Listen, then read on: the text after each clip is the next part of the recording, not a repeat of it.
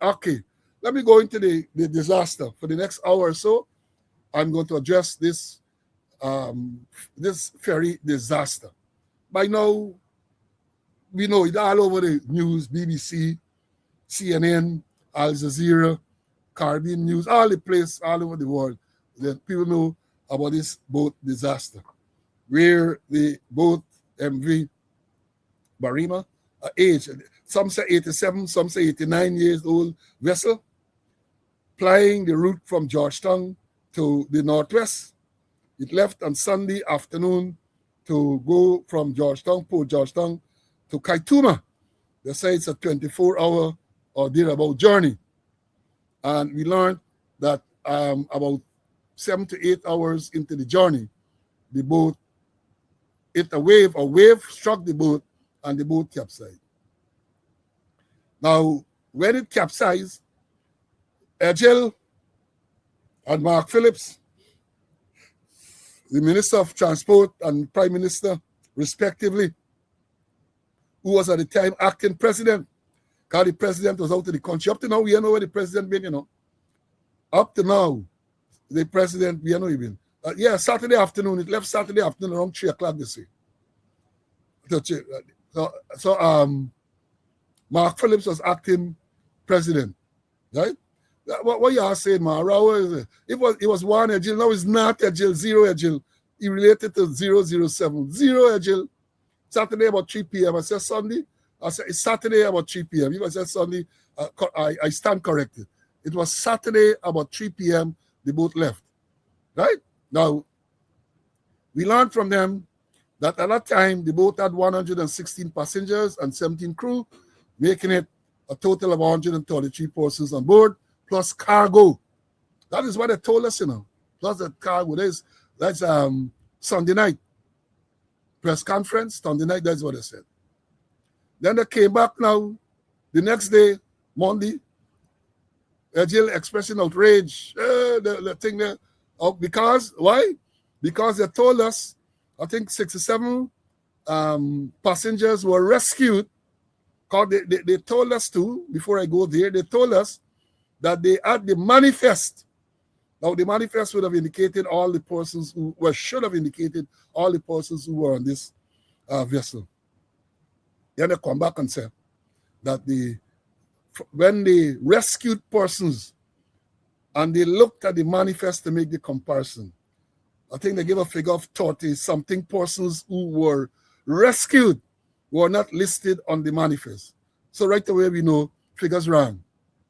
Right away we knew that figures were wrong.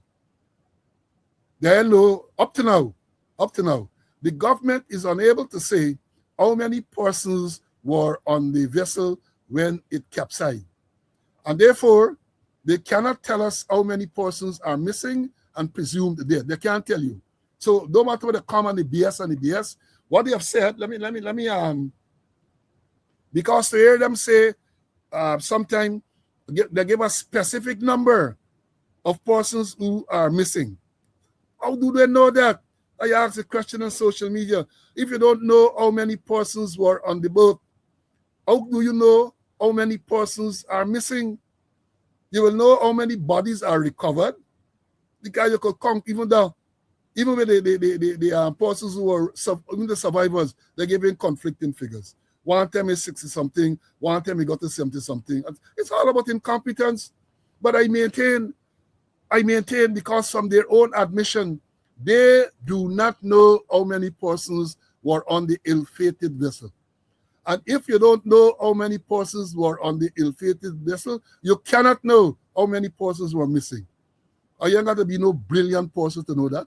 You cannot know how many persons were missing. What they are hoping for now is that the bodies are recovered, then you're going to come. And Jack Dio said so last night, because he's now reaching out to relatives who know that there are people on board this boat to come and tell us so they can do something and so on. Jack Dio surfaced suddenly. Jack Dio surfaced to say that. Right? Jack Dio surfaced to say that. So they don't know how many persons were missing. Only persons were on the boat, and therefore, if you don't know how many persons were on the boat, you cannot say with any certainty or as the president would say, with any certainty that how many persons are missing. You cannot. You just cannot. You just cannot say how many persons were missing because you don't know how many persons were there in the first place. Now let me move on. Let me digress a little and come back, because what happened is that following this disaster, a lot of photographs and videos start to surface. Lots of photographs, lots of videos, lots of interviews and all these type of things of the survivors, and not only survivors, family members will tell you when last they spoke to the relative who is missing, or the ones who have been recovered. You have a lot of video, or you have a lot of photographs. Some of the videos and perhaps photographs are not current. Some of the photographs might even be not of the vessel, the MV Barima, right? Some of the photographs are other photographs we will post and to give the impression that it was the vessel. So the Minister of Home Affairs, Onij Waldron, yesterday came out and talked about the consequences for those sharing misleading content on MV Barima tragedy, Ministry of Home Affairs. So here what the statement says, see full statement from the Ministry of Home Affairs. I'm going to read the full statement and I'm going to have a little dissection of it. Right? Hear what it says. The Ministry of Home Affairs extends its deepest condolences to the families and loved ones of those affected by the tragic sinking of the ferry. Our thoughts and prayers remain with everyone impacted by this heartbreaking event. The ministry wishes to assure the public that the Guyana Police Force is conducting a comprehensive investigation into the circumstances surrounding this tragedy. We encourage anyone with first-hand information, photographs, videos, or any other evidence that may assist investigators to come forward and provide that material directly to the Guyana Police Force. The cooperation of the public is vital to ensuring that the investigation is thorough and that all relevant facts are established. The ministry is, however, deeply concerned by the circulation on social media of old, fabricated, and unrelated videos and photographs that are being falsely linked to this incident. The deliberate spread of misinformation at a time of national grief is not only insensitive but deeply hurtful to the families who are mourning, but also has the potential to impede ongoing investigations, create unnecessary fear, and mislead the public. Let it be clear. Anyone who knowingly creates, shares, or republishes false or misleading content purporting to depict or relate to the tragedy may be committing offenses under the laws of Guyana. The cybercrime you're talking about there, they don't go into cybercrime, they go to thing. Such acts of public mischief and any other applicable offenses will be investigated, and where the evidence support it, those responsible will face the full force of the law. The ministry therefore urges all citizens to act responsibly, verify information before sharing it, and allow the investigative process to proceed without interference. This is the time for compassion, truth, and national solidarity. We ask that everyone respect the dignity of the victims and their families and refrain from contributing to the spread of false information.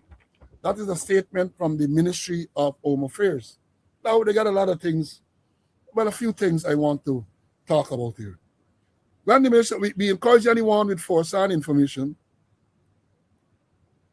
photographs, videos, or other evidence that may assist in the investigation, they encourage you to come forward. But then the minister goes on, or the release goes on to say, the ministry is, however, deeply concerned by the circulation of all social media of all fabricated, unrelated. I could understand fabricated and unrelated videos, yes, should not be circulated. But if you have old videos of the vessel, Why should not that should not form part of the investigation? You have old videos. This is the 89 or 87-year-old vessel. And if videos exist to show the previous condition of this vessel before it sank, like a week before, a month before, it should definitely come, they should definitely come forward to show that this was an ongoing problem which culminated with this tragic loss of life. All videos are critical to this investigation to show the negligence, to highlight the negligence of the bishop and all of them. So I don't agree that if you have old videos, you should not, you have old videos of that particular vessel, because some are circulating to let you see that this is not a wanton thing. It was a chronic problem with the boat taking in water, overloading with passengers and all sort of thing. All the passengers who were rescued said that the boat was overloaded. Every single one of them. It was overloaded. It was taking in water, those who they interviewed. But Edghill come to tell you, no, that wasn't the case. So who are you going to believe? The people who survived this tragedy or Edghill, who ain't even been nowhere about there, who they're in some office somewhere, and somebody tell you something, and he running with that. And he himself had to admit later that they're giving him false information, he and Mark Phillips. They're feeding them false information in terms of the manifest and the number of passengers, and they're feeding you false information. They're feeding you false information. And then the minister made a point which I want to highlight him, because you might not recognize it. He said, let it be clear. Anyone knowingly creates, shares, or republishes false or misleading content purporting to depict or relate to the tragedy may be committing an offense under the laws of God. Yeah. But the operative word there, as the minister would know or should know, is knowingly. So the mere sharing of anything does not constitute an offense. And I heard somebody explaining it or talking about it last night, and encouraging people to share. If you have genuine things, share it. Don't be cowed. Don't be afraid. Because the law is that if you knowingly creates, shares, or republishes false, misleading information, you might be committing an offense. Knowing. In other words, your state of mind. The mens rea. You have to know that this thing was false, and then go ahead and share it. You have to know. You have to knowingly creates. Knowingly creates. So if you got to knowingly create, as I said, shares or republishes false or misleading content purporting to depict or relate to the tragedy, then is when you would be committing an offense. Not the mere sharing. Not the mere sharing. Or if you create, if you were there and you think you create, you have to know that it was false. You created something false. And if you're sharing, you have to know, they have to prove, the onus is what will be on them to prove that you knew it was false, and you still went ahead and you shared it. The column mens rea, the state of your mind, knowingly, right? Knowingly. Some law, they will say some law, strict liability, you got to know. For example, sometimes it's a possession of marijuana. Certain quantity, once you found it in you, you're not going to say whether you knew you had it there or not. The mere possession, you are guilty. But when a law says you have to knowingly, the law puts the onus on the state to prove that you knew what was doing was wrong. Huh? So y'all don't let them come and fool you and so on. Don't let. And then the minister talking about truth. This minister can talk about truth. The time for compassion, truth, and national solidarity. Minister, you shouldn't use the word at all, truth. Because you have been found to be untruthful. You have been found to be untruthful, so you shouldn't talk about truth. Right? Let somebody else. And I don't think anyone of your colleagues in government or in cabinet can talk about truth. Because truth is anathema to them. Right? They don't speak the truth. They don't know what the truth is. Even if they see it there, they don't recognize what is the truth. They are liars. Not lawyers. They tell a lot of lies. Right? Tell a lot of lies. So I say to you that coming back to this boat directly, they can't know how many persons are missing. None. Yesterday afternoon at the last press conference, they said that what? They said 42. They said that they recovered, what they said, 53 persons, 53 bodies were recovered. They said of the 53 bodies that were recovered, I think I get it right. They said of the 53 that were recovered, 11 had already been handed over to the relatives for burial and so on. Of course, they're going to give the BS, or they provide assistance to wake and burial in keeping with religious rites and all of that. They say that 26 persons, 26 of the bodies that have been uncovered are yet to be identified. But that is the worrying part. 26 of the bodies that were recovered are yet to be identified. Now we have a problem there. First of all, the first problem you will encounter has to do with storage. Well, I heard last night, I think someone attempting to answer that question about storage by saying that the capacity, well, we knew that the hospital at Charity would not have had the capacity to store that many bodies, but they said it took in refrigerated containers, I think they said 3, to act as storage or to store the bodies in. Now, this thing here is not an easy operation, and I don't believe that they have exercised or displayed the type of competence to give us confidence that they can handle this thing. Let me understand it clearly. They have displayed a lot of incompetence, So, all right, let me try to educate them a little bit. Now you have got to get to the stage where after 3 days, after this time that the bodies are identified, the ones that have been recovered, you have got to move now to science. You have got to get the relatives. It's a lot of work, You have got to get relatives of the persons who cannot be located, presumed dead. You got to get relatives. You got to sit down, find out what is the relationship. In other words, you're trying to establish blood relationship. Therein lies another problem. So let's say go get mother. Mother, remember I tell you mother. You got to also to get mother. Even father ain't too sure, right? You got to also to get mother. If mothers have survived, to start a process to get DNA samples from those mothers.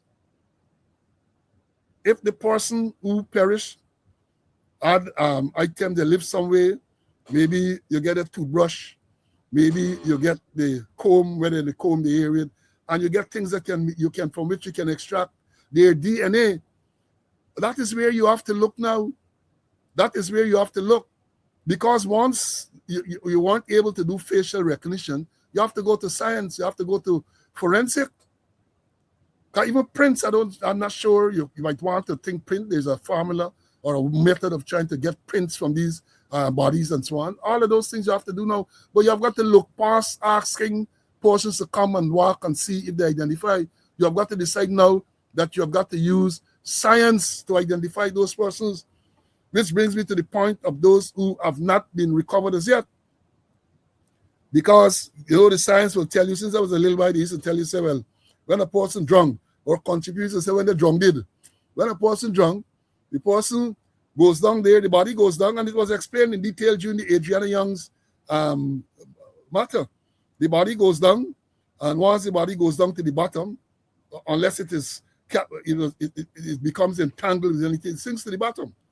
And once it sinks to the bottom, the organs will start to decompose. Gases are formed, and it's the gases formed after, they said, between 48 to 72 hours, that will float the body up. When the gases are formed, the gases cause the body to float. So the body will bloat down there, and then it will float. It will bloat before it floats. Now, once that body floats, there is a limited time for that body to be recovered in any reasonable condition, Because after then, with the sun and the decay and fish and thing eating, the body is likely to burst and then go down back, sink back to the bottom of the ocean. Now, once it sinks back to the bottom of the ocean, it's trouble there. So I'm saying this to say to you that if by today or at the outset tomorrow, those bodies have not been recovered, it's more problem to tell how many persons were there, because many of those bodies are going to go back to the bottom of the ocean. Many of them, some of them might never ever be recovered. I don't wish that, but that is the reality. Some of those bodies may never ever be recovered. So, and then it is, I have to talk about Mark Phillips and Edghill just now. But let me say this part too. Because they are saying, even last night, they're talking about divers. They get Guyanese divers, a contingent of divers came from French Guyana. Trinidad is supposed to send divers and all this type of thing. I would have thought, based on my experience and training, that the divers would have come to assist in identifying where the sunken vessel was. But thanks to this heroic fisherman, he was able to use his experience and identify the exact spot where the vessel sank or where it remained at the seabed. So these divers that you bring now are not there to identify where the vessel sank, because that location is known. I would have thought that the next thing for the drivers was to go down to the wreckage and to extract bodies that may have been trapped in this wreckage. That would have been, I would have thought that would have been the next thing. And you know, when I say that, it brings me right away to a statement made or alleged to have been made by Mark Phillips. This man is out of his depths. He know what's going on. So here what Mark Phillips is reported to have said. He said the vessel may have pockets of air. We have to search every corner. Prime Minister Mark Phillips. Search and rescue efforts remain focused on the confirmed MV Barima wreck site, where divers continue to examine the vessel, resting on the seabed approximately 9 miles offshore of Devon's Castle Flats. Prime Minister Brigadier retired Mark Phillips said the operations remain a search and rescue mission, explaining that officials have been advised that sunken ferry may have pockets of air where survivors could potentially remain alive for a period of time. As a result, the said divers are conducting a painstaking search of every section of the vessel. Quote, we have been advised that the vessel may have pockets of air where people could survive for a few days. We have to search every corner, end of quote, Prime Minister Mark Phillips said. The Prime Minister also confirmed that the location of the MV Barima has been positively identified. Quote, the MV Barima was found resting on the seabed close to the point of initial distress, that was communicated by the air traffic control tower, 9 miles offshore the Devonshire Castle Flat, he said. Then Phillips credited fisherman Aresh Singh, local fisher folks, Guyana Defense Force, blah, blah, blah, blah, blah, blah, blah, thank them for the work that they are doing, right? And then here this body, this is such a distressing part. He made this thing, I saw this last night. Mark Phillips, let us be clear, this is what Mark Phillips said, let us be clear, Azudin is not ahead of the government search and rescue operation. So Mark Phillips is saying that the opposition leader is not ahead of the government's search and rescue operation. So this thing is not a race, it's a competition. Mark Phillips sees it as a competition and felt obliged to tell us that the Azudin went rescuing more or recovering more bodies than the government. Can you imagine that? Can you imagine that? That is what this man can focus on at this time. Can you imagine? But coming back to the divers, once they go down, because they are telling us that the divers went down and they saw one body in the wreckage and there's nothing else. But an experienced diver spoke with me. I spoke to an experienced diver. He said, well, look, if you are off the coast of Barbados or any one of those islands where you have coral reef and clear water, on the sea, diving is relatively easy. He said about Guyana in the Atlantic, they were them mud flat. He said the visibility down there can be extremely, extremely poor. And he said depending on how far down the vessel is, it is going to be poor visibility. But they're saying that they were able to see one body, but where the body was, they couldn't recover the body. They couldn't. So Mark Phillips are telling us that divers will go down today, additional divers with an effort to recover the body and so on. That is what Mark Phillips is telling us, right? But I have to question now the utility of the divers, because I would have thought that the concentration now will be on surface. After 3, 4, the boat went down Sunday night. So you have Monday, Tuesday, Wednesday, right? About 72 hours. It gone down there.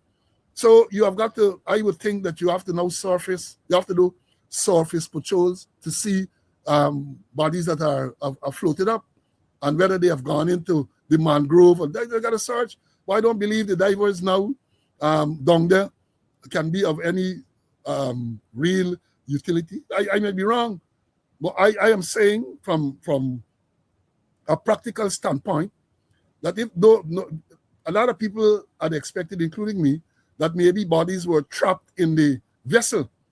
But they're saying no, bodies are not trapped in the vessel, because the people who did the recovery, this gentleman, this hero, Irish, the man said while they were over the spot, they saw bodies floated up and other items floated up. So they knew that is where the bodies were. So yes, your divers go down there, but once they go down there and there are bodies there, you have got to concentrate on surface search the ocean top, searching all the mangroves and all of these things to see if bodies might have been taken there. Because one report said one of the bodies recovered yesterday, some 25 miles away from where the boat went down, near the mouth of the Pomeroon River and all of that. So that is what you need to concentrate on.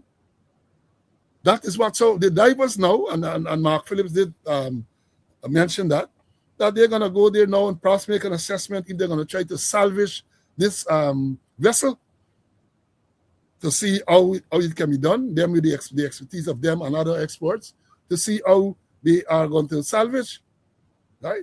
But then I felt it was very cruel of Mark Phillips to tell people about air pockets and that people can survive there for at least 2 days. That's what he said. Somebody advised him they can survive for a few days if they had air pocket. There's an old vessel, 87, 89-year-old vessel. You're suggesting that vessel had sealed compartments that would have kept air in that people can survive? Even if it had, how they get in there? And given what is related how this boat sank, the people said the thing just turned over and gone down there. What air pockets are talking about? And that was very cruel to say such a thing. Even if you were told that, I don't believe it would have been prudent for you to make that known to the public. Because you have a lot of people clinging on to hope, a lot of family members hoping against hope, praying to the good Lord that somehow the family member survive. And when you give them this false hope by telling them about air pockets and people can survive for 2 days and all that crap, as I've said, even if that was communicated to you, even if, because that was being something hypothetical, right? Some hypothetical thing communicated to you. You ought to have had the good sense to know that you shouldn't come out and tell people that. You're giving them false hope. And that is cruel. That is sadistic, to give people false hope in those circumstances. What is Mark Phillips we talking about, you know? Mark Phillips we talking about. And I have more to talk about that. More. Let me wet my lip, and then let me just take a sip of some water. Now good, we have full class. And I was waiting for full class before I say, I think this is the appropriate time now. I wanted full class for us to pause at this stage and to observe a minute's silence for all those lost souls. So we're going to pause, and the minute will commence now.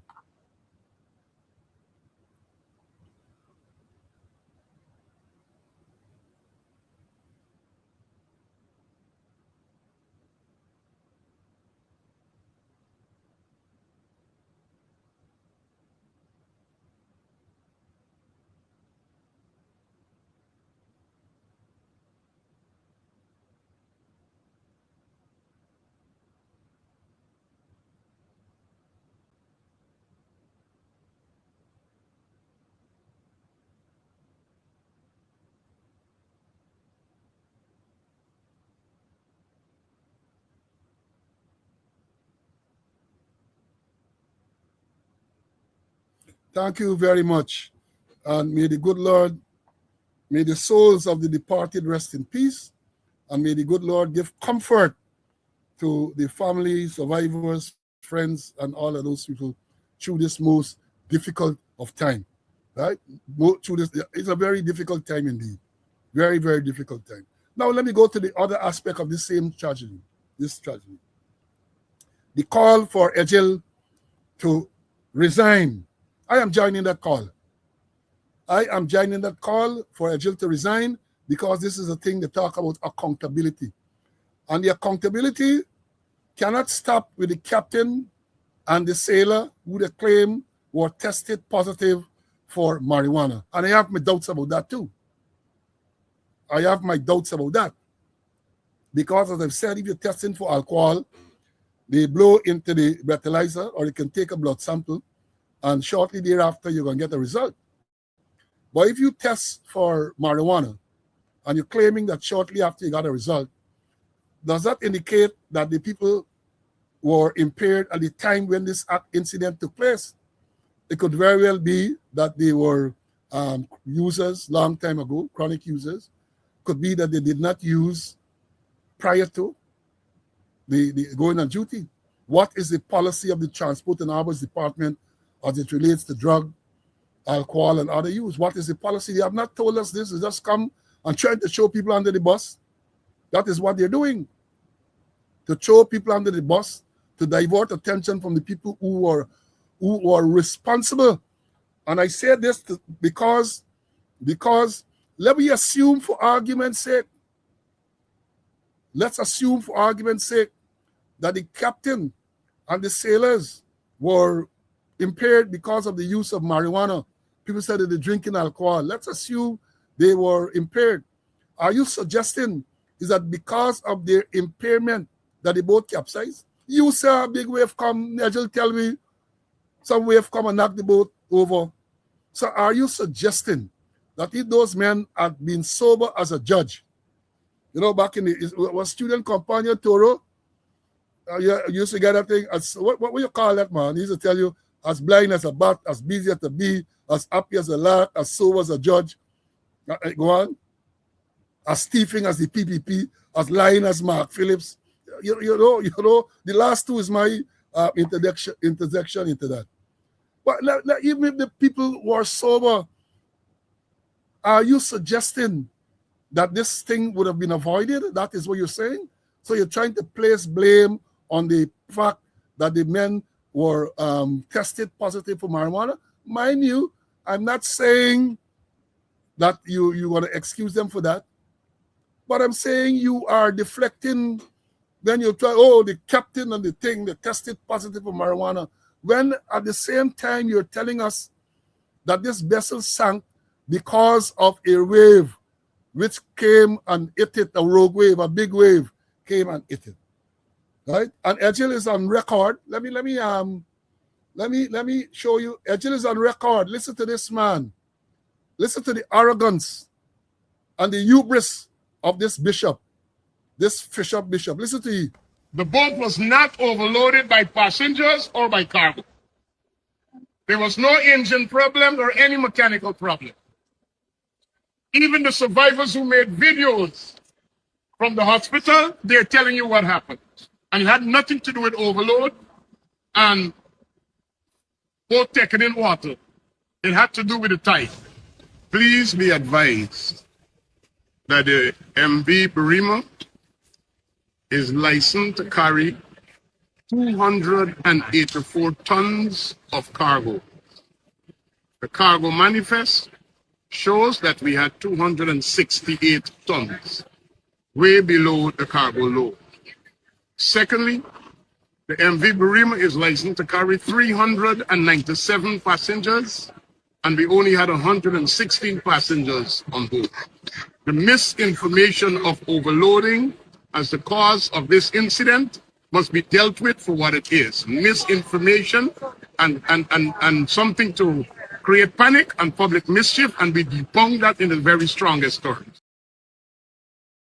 That is the bishop. So, no, again, he come in there and very arrogantly right? Telling you that. Listen to what one of the survivors had to say. Listen to what many of them, all the survivors actually who are questioned, are saying that the boat was overloaded, it was taken in water. Listen to this one. So I'm here with Mr. Shamir France, and he's one of the survivors from the MV Barima, and he's also a resident of the Pomeroon. So Mr. France, tell me what happened. Yeah, well, what I know so far, I was on the boat. When the boat was leaving from there, was 4:15. The boat, when I look at the boat, I never travel on the boat. It's the first very time I be traveling to go with my brother through the situation with he at the Linden. He go for spend time with his daughter living up there. And then when he go up there, the mistress used to trouble with high pressure. She take in and she die up there. And then he call and I go to he there and help him with the death to come and then put the body on the boat. 4:15, the dead body. After them, I unload the boat. When I see how this boat load, I never travel on it. I see this boat there so low. I asked my brother, Percy, which is Percy France. I said, my brother Percy, this boat here just got so low by. He said he just travel on the boat. The boat never loads so how it did so low. Yes. Probably the boat left off. We start travel now. I watching this boat. So when we reach a way out, the waves start catch the boat. I tell you said that by I need to get little something to eat, right? Well, you got the canteen on the boat downstairs.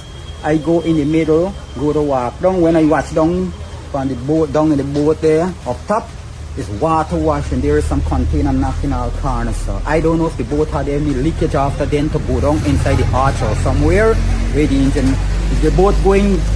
When I go back and look down there, I reach a man at the front there talking. I said that this boat, watch how the water coming on up top there. There is no leakage nowhere wrong on this boat to the water reaching it, and said the water is washing off.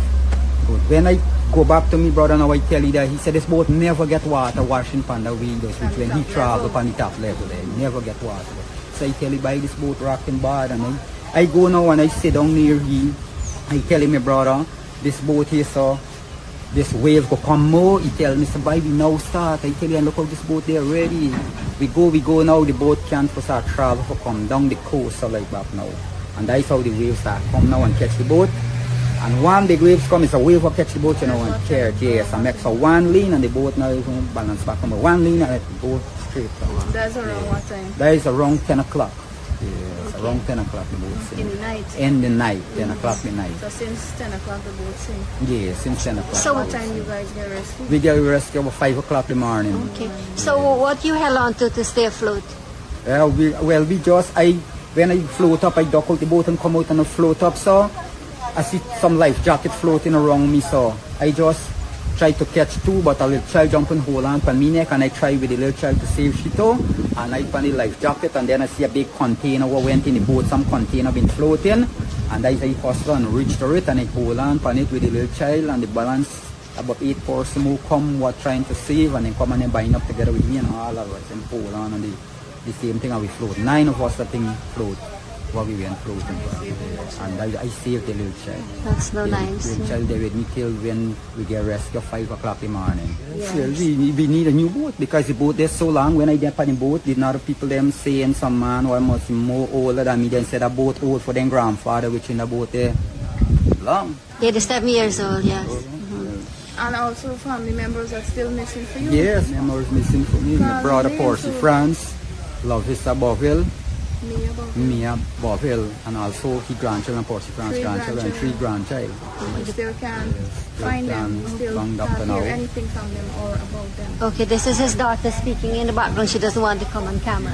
She's helping him to... This is my daughter. Yeah, his daughter Sayana is here, and she's very thankful that her dad is alive to be with them today.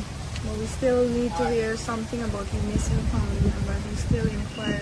Yes, we're still inquiring. Hear the account of our survivor. And let me understand this, man. Let me understand. These survivors ain't got no reason to lie. What reason would they have to lie? You want to say them is opposition supporters and therefore they're fabricating? The people's stories sound genuine. This morning, as I was reading news, or last evening, I read an account from a young lady who lost a child. She had some 2-month-old baby or something like that. and a 3-year-old. Right? The 3-year-old, she says a man who was there, the man came with a roll of vanilla, right?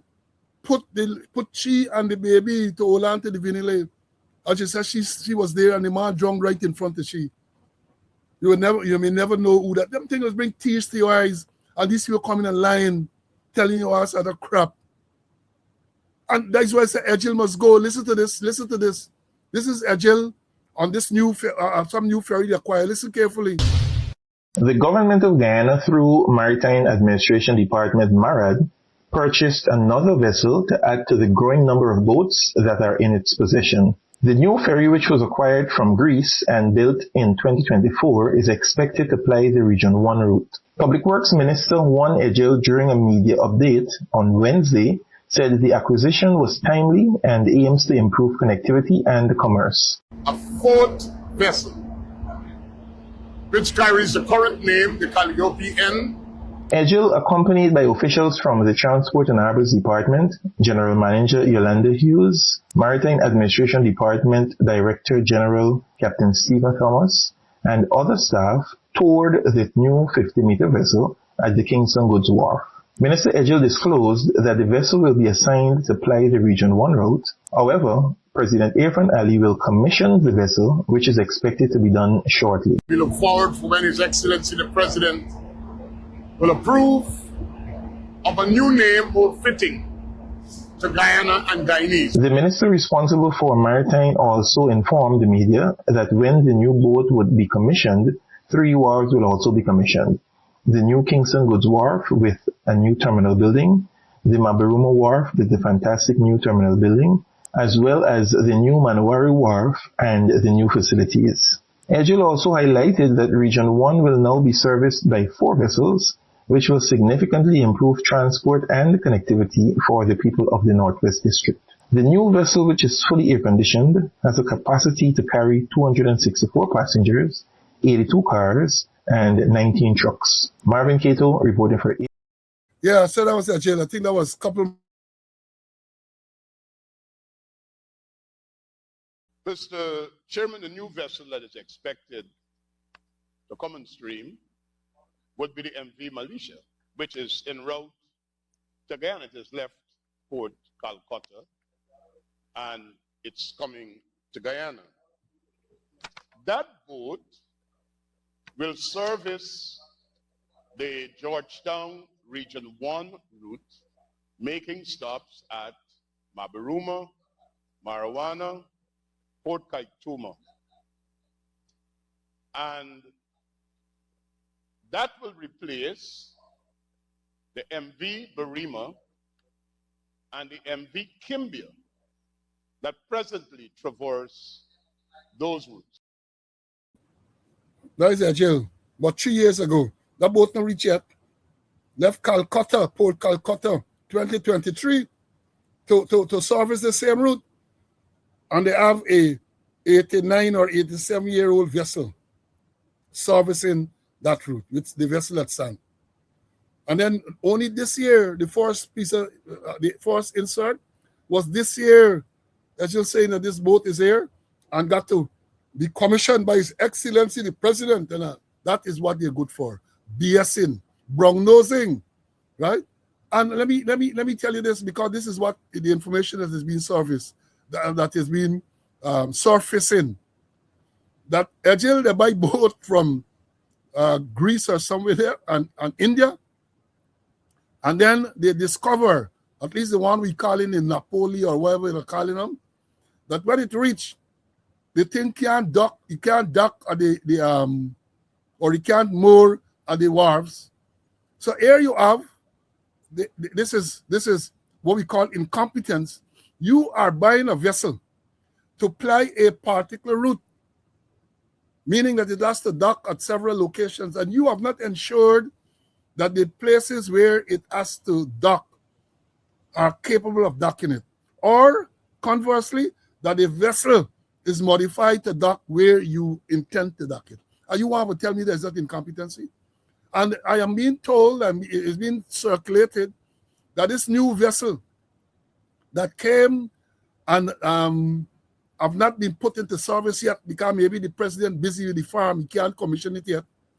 It is already listed for repairs in the millions of dollars. Listen to this. This is what has been circulated. I hope they will come and debunk it. I hope they will come and debunk it. That the vessel that came never put into service for the intended purpose, because it went into service, I'm going to show you all just now, never put into service for its intended purpose, but it is already listed for repairs to the tune of millions of dollars. Comrade, why these people in jail yet? Why aren't these people in jail? Why? Tell me why.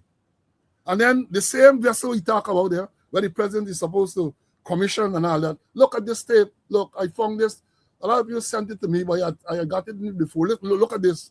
But very importantly, Phillies, Yes, Kerwin. Sunday morning, all right, Sunday morning, we have the boat cruise. Okay. The boat ride. This is Jammers on the water. I'm ready to load up and be ready for you tomorrow. Jammers on the water. Listen, we out. Very importantly, what I want to say is that we're using a new boat. The boat that was just commissioned a couple days ago. Good morning to the Honorable Minister, Minister Edghill, and his entire team of Transport and Harbors and the Ministry of Infrastructure. We've gotten permission to use the brand new spanking boat. You know. The government of Guyana spent billions on infrastructure. The Ministry of Public Works allocated $227 billion in budget for better maritime ferries. That new ferry benefited the President, the First Lady, Minister Edghill, the U.S. Ambassador, and all cabinet members, their families and friends. But the low-class citizens of Guyana was forced to continuously use an 87-year-old MV Barima ferry. People died. Children died. Babies died by the hands of the government, who continuously neglect the needs of the people of Guyana.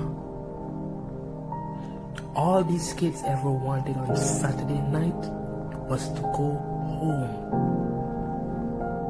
Guyanese, Guyana, how many more bodies until Guyana has had enough? Yeah, you already there for yourself. The boat that came to ply that route, according to the gentleman you saw there at first, Corwin Bullard, some its and jams. They get minister, bigging up the minister. They give them for what they call jammers on the water, man. Sport can be put into operation for the people there to travel comfortably and safely, but it can be put on the water for sport. You want to tell me this minister shouldn't be sent home? You want to tell me you Guyanese, us Guyanese are going to sit and allow this minister to continue to serve? You're going to sit to continue? When the question was posed to Mark Phillips about the resignation or the possible resignation of the minister, Mark Lion Phillips said, oh, that's a decision that the president has to make. President got to make a decision as to whether the minister must resign. This man is supposed to be a man of the cloth. The man of the cloth, like he cloth is gangary and cakey. This man is supposed to be a man of religion. Ooh, what Bible he reading, man? What congregation he serves? His conscience would not tell him, in light of all of this, I should step aside. What God does he worship? To be there telling all these lies, and you tell me that this man should not go home? You know, President ain't gonna send you home. If he had an ounce of decency, 1 Edghill or half Edghill or 0 Edghill, whoever it is, would have said, look, sorry, I am going to step down. I'm not stepping down to facilitate no damn investigation. Step down to go and preach. Go and even, well, if I were in your congregation position, you got to preach at roadside, because I ain't going to no church to listen to no devil. I ain't going to no church to listen to no lying person. And people like them make people become disillusional with when it comes to going to church and to religion and so on. Because what can you tell people? That the Bible say that and you don't do nothing what the Bible says? Edghill should go home. Edghill, the government acquired 2 vessels to replace this aging vessel. And they put in for this vessel, this aging vessel, to be repaired. Edghill telling us about dry dock. It lasts in 2004.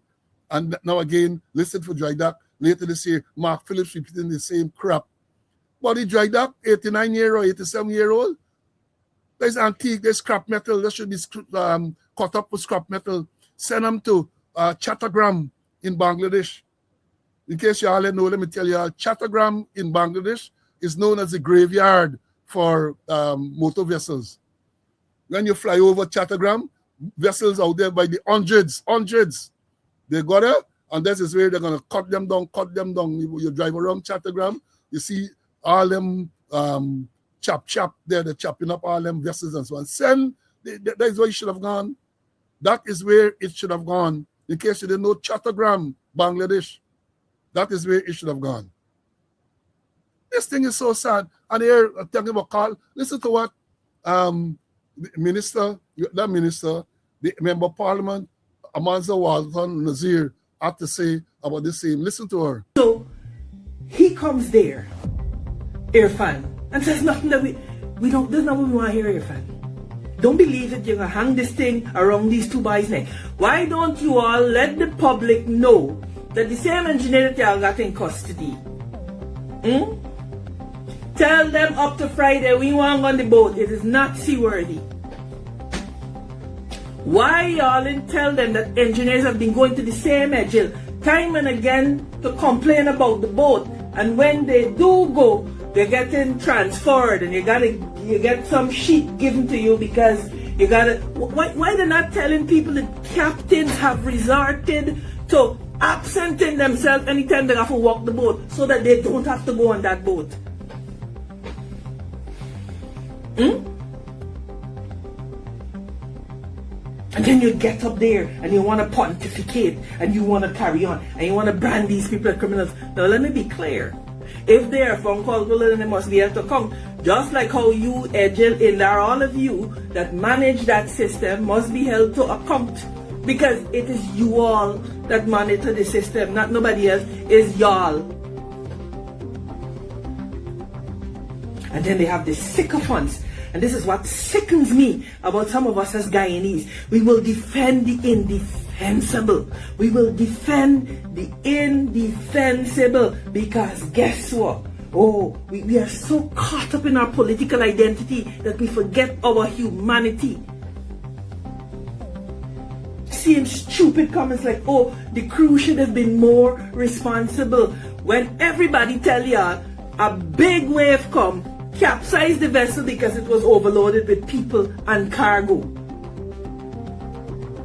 But y'all think that and then you're not even hearing from the crew. Do they have lawyers? I know since yesterday afternoon that they were going to hang this thing around people's necks. When I saw how they were moving, I knew it, because these vagabonds cannot take accountability for anything.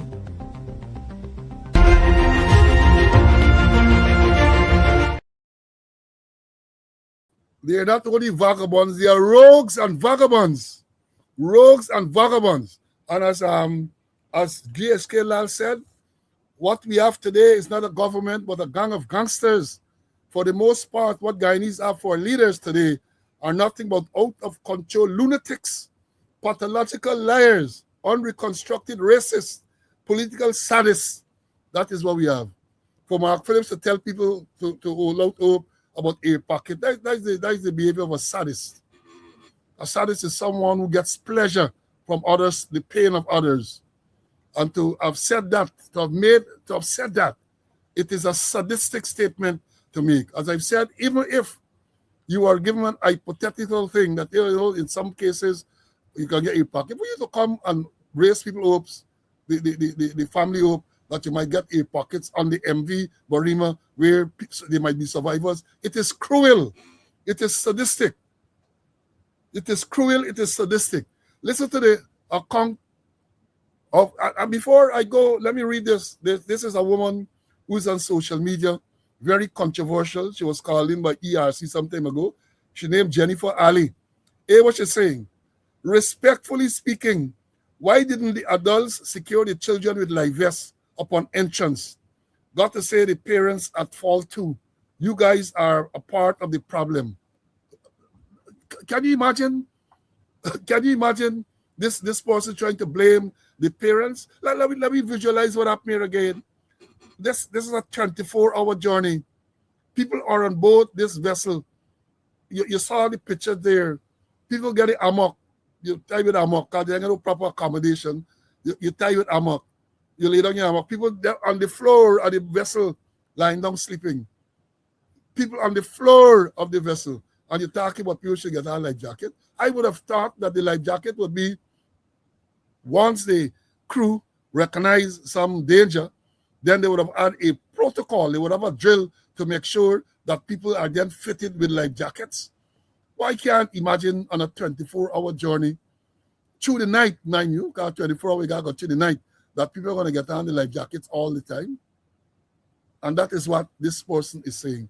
But listen to our next man who is calling on Edghill. I don't know who he is, but I saw it and I thought it's important for you to see. It's not only the politicians calling for Edghill to go. I am no politician. I am saying Edghill should go. At the same time, when he sent home the staff who were responsible for loading and the ticketing of this vessel, he should have been going the same time with them.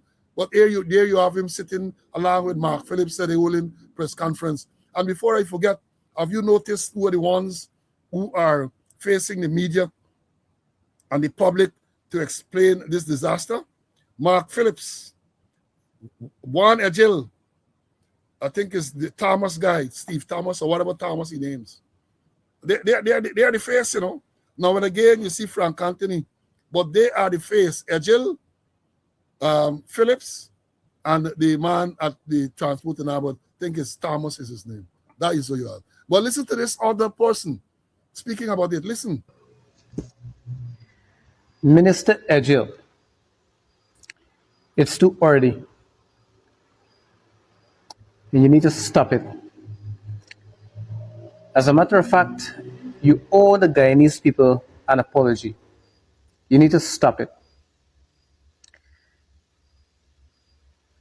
Too many testimonies have been shared by survivors. The vessel was overloaded. The vessel was taken in water. One of the engines were having a problem. In fact, the vessel was in no position, it was in no condition to take off. Should not have taken off.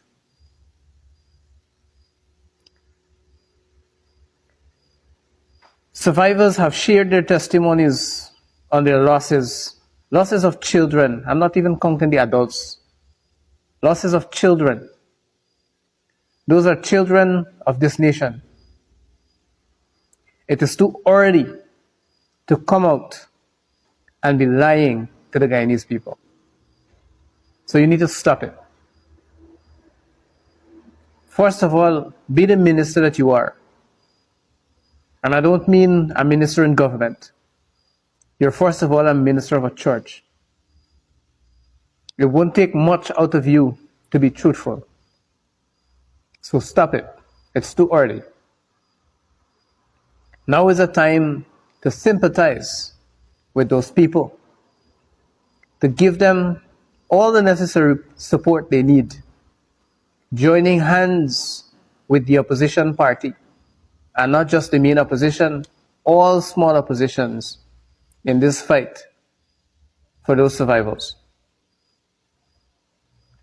It is a great loss to the nation of Guyana. It's a sad moment for those people.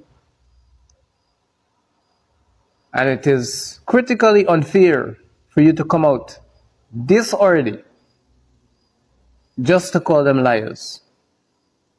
So far, we have not heard or seen anyone. We are paying very keen attention to the situation. We have not heard or seen anyone that made the claim that the vessel wasn't overloaded or it wasn't taking water. Every survivor mentioned the vessel was taking water. It was overloaded. It had an engine problem. People were drinking. So stop it. Stop it.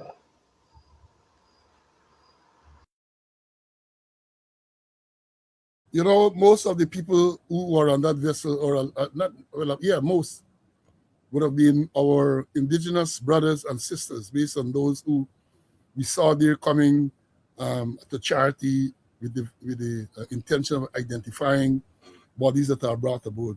Indigenous brothers and sisters. This government has shown scant regards for that community.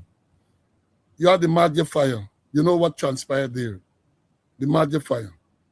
Now here you have a lot of people, many of whom are from the Amerindian community, have to suffer again. How much will these people, more can these people take? How much more? And let me say this, hope that the people are advising them, because if we have to go by what took place when we had the Madja fire, government is going to send people here to make them offers. People who have lost their loved ones, well, not only in the Amerindian or the indigenous communities elsewhere, they're going to go there to make them offers. When we had the Madja, the offer was $5 million Guyana dollars to the parents of the persons who died. And I think $3 million to those who were injured. So watch out. Watch out. They're going to send for those survivors who are traumatized. They're going to want to make some type of offer. People, y'all should lie up. Make sure, don't take any BS from them. People should be advising these people.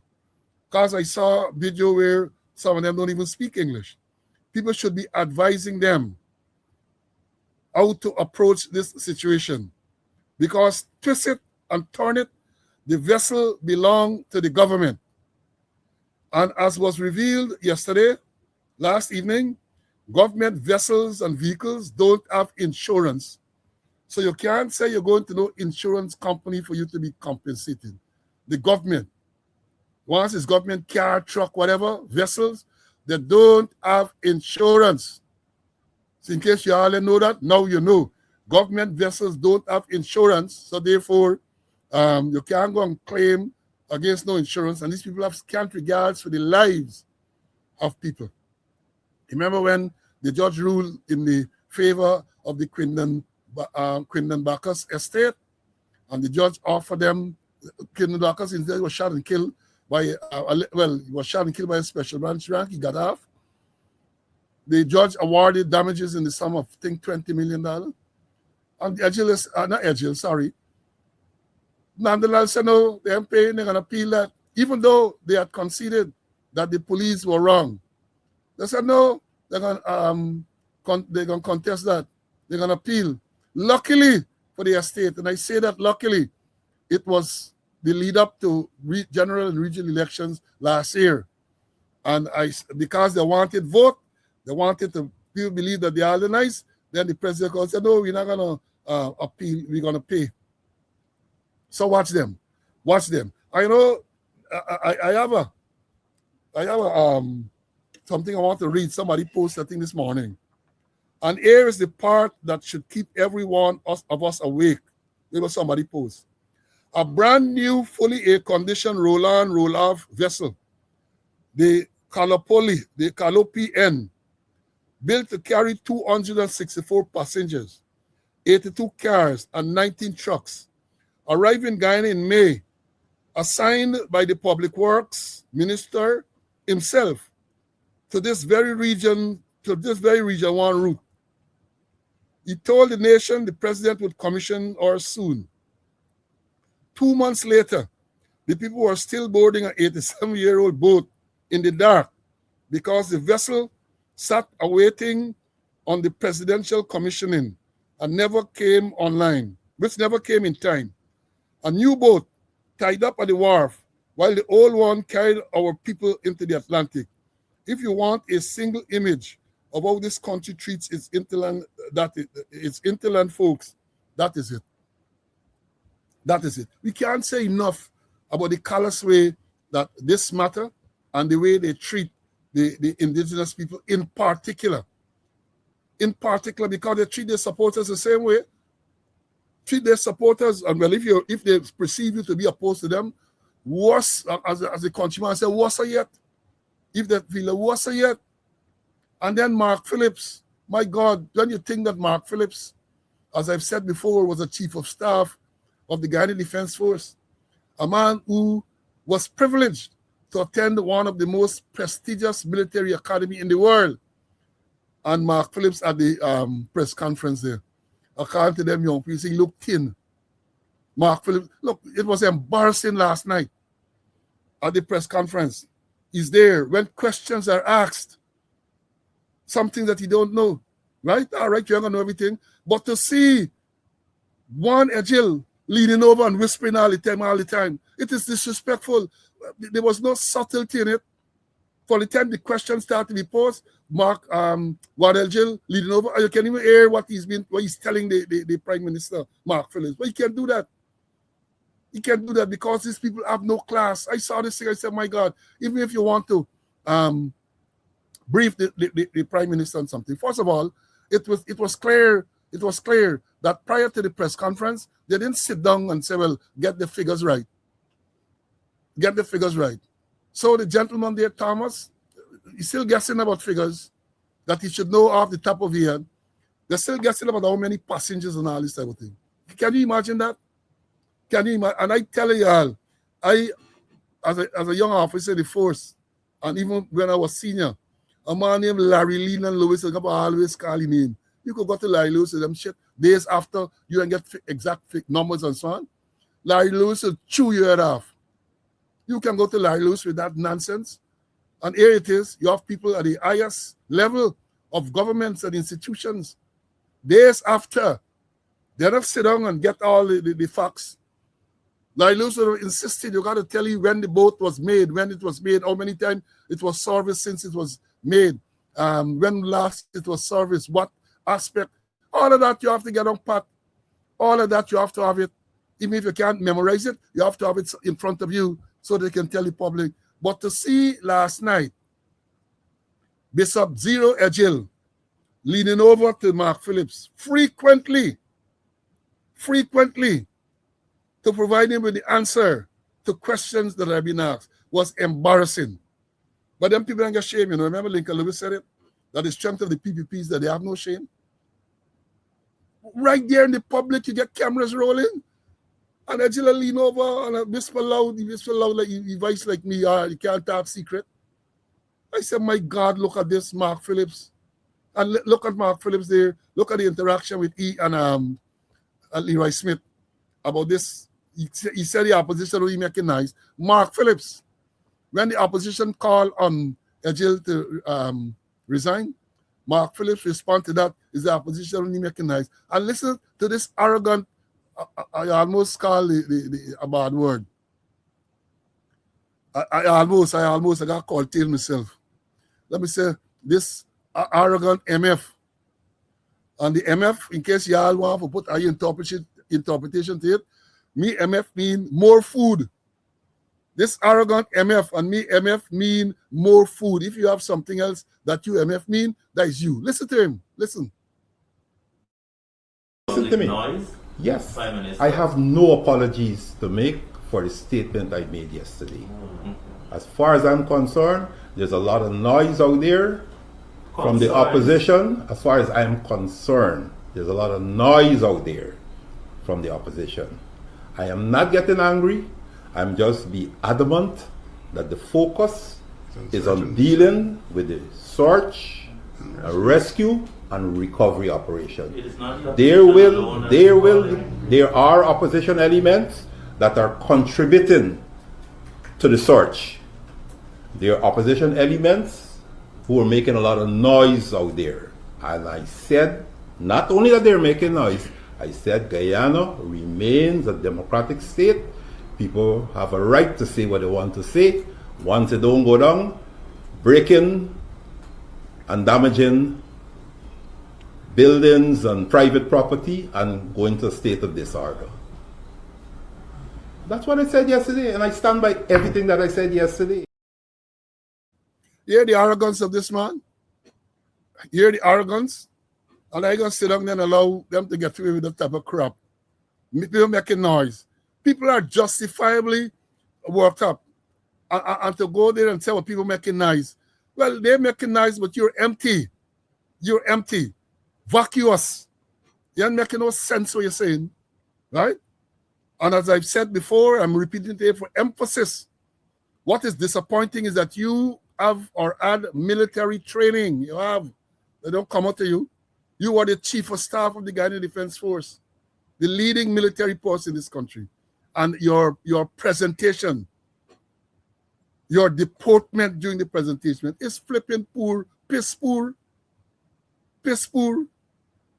You're calling people to be making nice. You get a better command of the language. You don't have a better command of the language.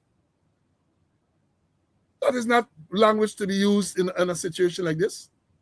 Not language. Because despite all what they're saying, I saw the leader of the opposition yesterday claiming that they discovered, because the man is out there, say what you want to say about him. He has been out there with his own resources, assisting in recovering bodies from the ocean. And the man said when they recover bodies, they call into the Coast Guard. And for 2 hours thereafter, the Coast Guard can arrive to take the bodies to shore. 2 hours after. Frustrating. So let me understand. Now I need to talk a few things as I try to close off. Let me say this. There is to be, well, the government has declared a period of mourning. Let me pat myself on the back, man. Despite that answer, I suggested as early as Monday that once bodies have been recovered, the president should call a period of mourning, a period of national mourning. And yesterday, the president made such a declaration. I don't want the praise, because somebody did say it was when, well, why should I have to tell them that? Come on, these people stupid and dunce. So I made the point, some of you might have heard me, when I said as early as Monday, because at the time when I spoke, I don't think any body was recovered. But shortly thereafter, bodies were recovered. And I said that as soon as bodies are recovered, and therefore you confirm that they are casualties, call for a period of national mourning. So the president, let me say, president listened to somebody tell you what slow said. And he called for a period of national mourning, 3 days. Today, tomorrow, and Friday. 3 days of national mourning. Well, you know, the disappointing thing is this. 3 days of national mourning. There's a candlelight vigil tonight on the seawall from sometime. Let me see if I get the thingy. Hold on. I'm giving them a little plug. Candlelight vigil tonight. I have somebody sent me something. Let me see if I can find it. I don't want to give you all wrong information. But there's to be a candlelight vigil tonight. But here is tonight at the seawall bandstand area. And here the message that was circulated in the Guyana Police Force. This is what this country has come to.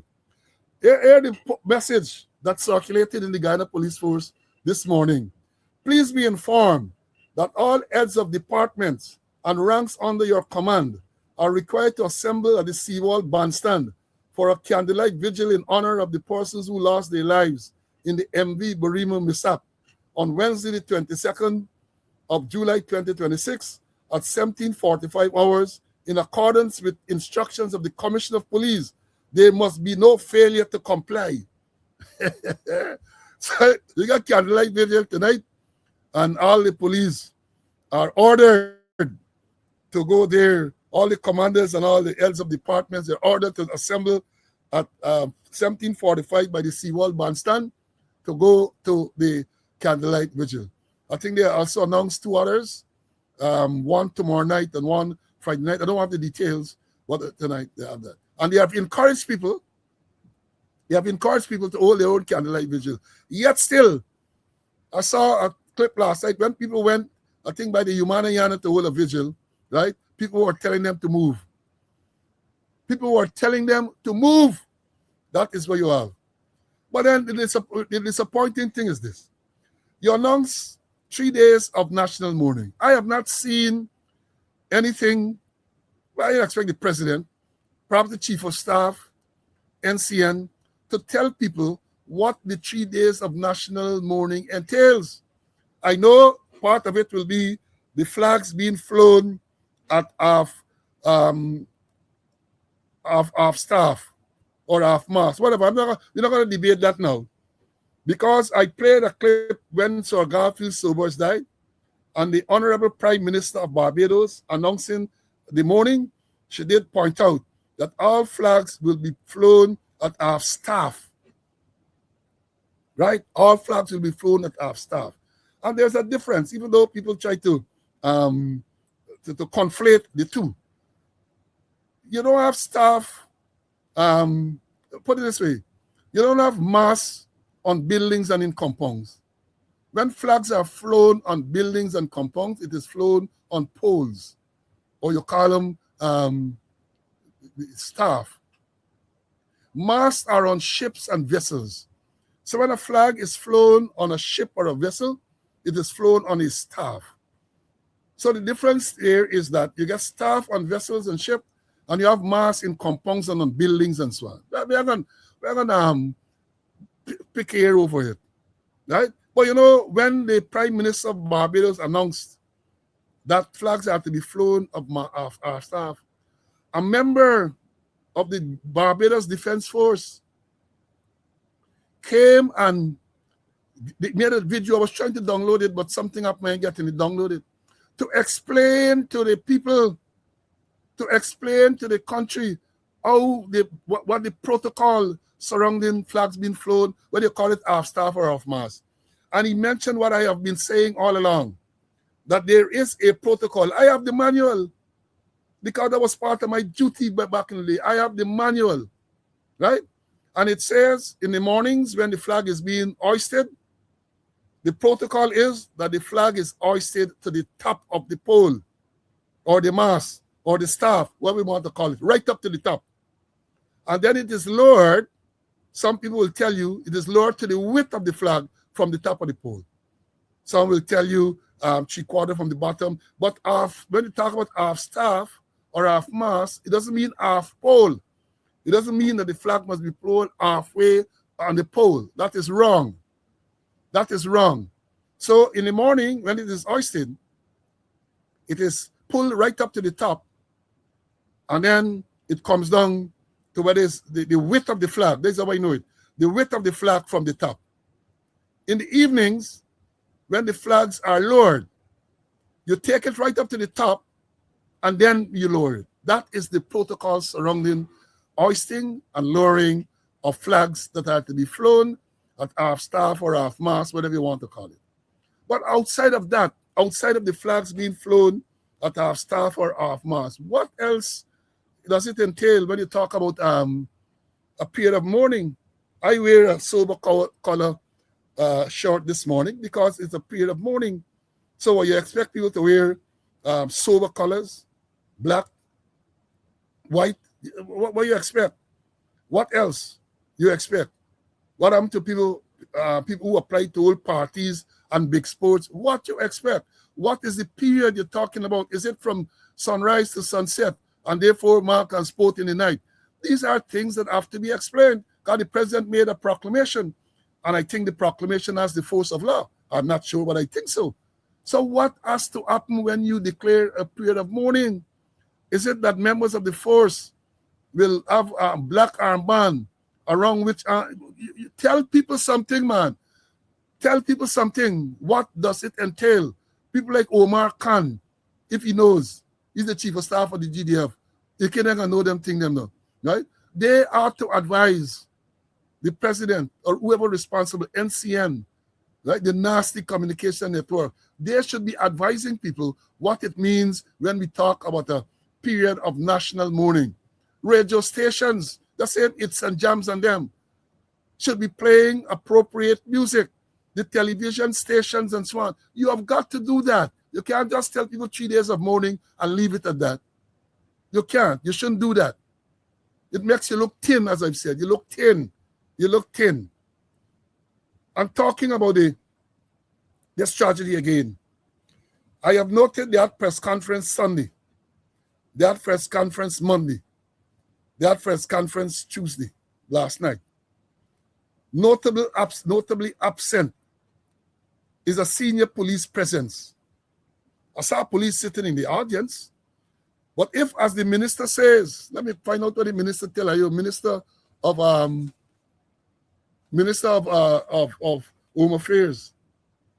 If, as the minister said, right, they say the ministry wishes to assure the public that the Ghana Police Force is conducting a comprehensive investigation into the circumstances surrounding this tragedy. If they are conducting this comprehensive investigation, should they not be there at these press conferences to answer questions? Should they not be there? I didn't see the commissioner. I think once I saw Watts sitting at the table. I saw in one of the pictures, the guy Mandel, the man who was in charge of West Demra when Adrian Younger killed, standing up at the back. In a picture, I think it might be yesterday, I saw another senior officer sitting in the audience. What's going on? What is going on? I'm talking about the investigation again. Who is conducting the Tamil police? Hope they're sending OPR. Hope you're going to hear is OPR conducting this investigation. This investigation is should be thorough and comprehensive. And we are talking here about the routine part, because this requires a commission of inquiry. It requires a commission of inquiry. Now, if you're going to put together a commission of inquiry, knowing this government, knowing this corrupt and incompetent government, they're going to seek to staff the commission with sycophants. They're going to seek to put people there. Remember the Madhya Commission of Inquiry, chaired by retired Major General Joe Singh. They had Kioma Griffith, who is now the Minister of Labor. They had Kim Kai Thomas, who is now a appeal court judge and a lawyer. And the most egregious part for that is Kioma Griffith, the attorney for the commission, sought to cast the blame on the fire service for the fire, saying that they had done an inspection and identified the deficiencies and did nothing to fix it. That is what Kioma Griffith said. It's there. It's there for you to read and research and see. So one can expect, if you're going to talk about a commission of inquiry, you got to see how it is staffed. And I'm saying any commission of inquiry, any credible commission of inquiry, got to get international, reputable people. People know what Marine and people know what Ireland, everything. Not any cover person you put there for come and whitewash anything. You have to have people of repute. And then once you identify those persons, you have got to look to see what will be the scope of the inquiry. In other words, the terms of reference, because they're key. They can control the terms to limit what can be investigated. And I'm saying an investigation like this have to start with records from the time the boat by. This old boat, this World War II boat, you have to start from then. You have to get records of all the repairs, all the problems, all these people who say complaining about this, got to get that. And and this is the point. You can't wait until, as Edghill and Mark Phillips suggested, the commission of inquiry will reveal this thing. You got to know who these people are now. A lot of the people them are going to be willing to give statements now. And you got to lock off those statements. And here I'm talking to people like Dexter Todd and Darwin Wade and all this. Get the statements from them and lock it off. Because you know by now and when they bring the commission of inquiry, things can change. People's memories will fade. Right? People's memories are going to fade. So lock off the statements now. And then those statements can be handed over to whoever the commission will be. You got to get statements now. You can't wait until a commission. Yes, when the commission of inquiry starts, you might invite others to come and to give evidence and to give statements and to give evidence. But you can't wait till then. People have died. They accept 53 people have died. 53 people have died. You're talking about criminal liability, not only on the part of the sailors, but on the part of government ministers and government functionaries. We don't know. Suppose we're going to hear now that the president said the boat must continue. Then he is culpable. You know, you can't deal with the in front of the court now. And before I go, I have a next thing. I almost forget to tell you. Let me tell you about accountability. You see, by now you know I was doing research. Yeah, I did some research this morning and talking about accountability. Let me tell you all this. I profile government officials who resigned following catastrophic disasters, include Michael Brown, Under Secretary of the Homeland Security for Emergency Preparedness and Response. That's the USA. He resigned in September 2005 following severe criticism of the federal government's slow and inadequate response to Hurricane Katrina. Nato Khan, Prime Minister of, I hope I pronounce the first name, Naoto Kan, K-A-N, Prime Minister of Japan, resigned in 2011 after facing massive public and political backlash regarding the government and the utility companies' handling of the Fukushima nuclear disaster. Chung Ong-won, Prime Minister of South Korea, offered his resignation in 2014 to take responsibility for the government's chaotic and widely criticized initial rescue efforts following the Seawall ferry sinking. Hassan Diab, Prime Minister of Lebanon, resigned with his entire cabinet in 2020 following the devastating Beirut port explosion, which sparked massive outrage and protest over alleged corruption and negligence. And finally, Victor Ponta, Prime Minister of Romania, resigned in 2015 following widespread street protests and public anger that blamed systemic government corruption and a failure to enforce safety standards for the deadly nightclub fire. That's 5 people who decide to resign. And you note some of them resigned following protests, widespread protests. But Ghanaians don't protest. Ghanaians end up on social media and they are keyboard warriors. So Edghill gonna get away with all the crap, right? Mark Phillips and all of them gonna get away with all that crap that they're telling people. All that. They're gonna get away with it. Folks, I have a song I want to play. I didn't get to download it. So it's for some reason, but let me, I think it's appropriate. Somebody sent it to me this morning again because I had